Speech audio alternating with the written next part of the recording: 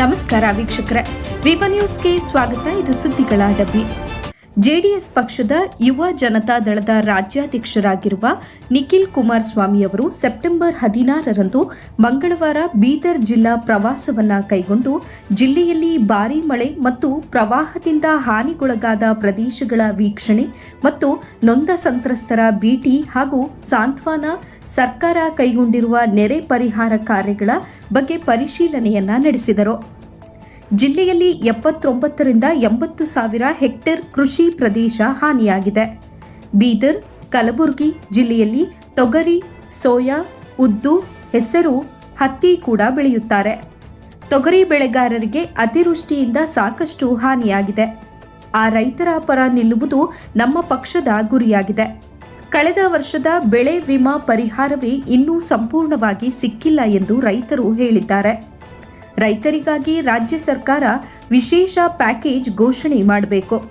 ರೈತರು ಇಂತಹ ಸಂದಿಗ್ಧ ಪರಿಸ್ಥಿತಿಯಲ್ಲಿ ಇರುವುದರಿಂದ ಸರ್ಕಾರ ರೈತರ ಸಾಲ ಮನ್ನಾವನ್ನ ಮಾಡಬೇಕು. ರಾಜ್ಯ ಸರ್ಕಾರ ಶ್ವೇತಪತ್ರ ಹೊರಡಿಸಬೇಕು ಎಂದು ರಾಜ್ಯ ಸರ್ಕಾರಕ್ಕೆ ಒತ್ತಾಯಿಸುವುದಾಗಿ ತಿಳಿಸಿದರು. ವರದಿ ಬಸವರಾಜ್ ಪೂಜಾರಿ, ಬೀದರ್, ವಿವ ನ್ಯೂಸ್ ಕನ್ನಡ. ಪೂರ್ವ ಮುಂಗಾರು ಮಳೆಯಿಂದಾಗಿ ಸಾಕಷ್ಟು ರೈತರ ಬದುಕು ಇವತ್ತು ಬಹಳ ಚಿಂತಾಜನಕ ಪರಿಸ್ಥಿತಿಗೆ ಬಂದು ತಲುಪಿದೆ.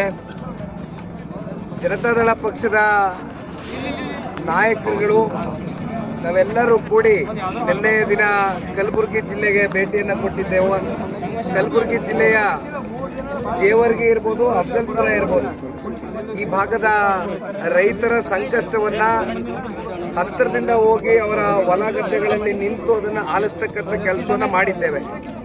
ಒಟ್ಟಾರೆಯಾಗಿ ಈ ಬಾರಿ ಅತಿವೃಷ್ಟಿಯಿಂದ ದೊಡ್ಡ ಮಟ್ಟದಲ್ಲಿ ಕೃಷಿಯನ್ನು ಬೆಳೀತಕ್ಕಂಥ ರೈತಾಪಿ ವರ್ಗಕ್ಕೆ ಏನೊಂದು ದೊಡ್ಡ ಸಮಸ್ಯೆ ಉಂಟಾಗಿದೆ.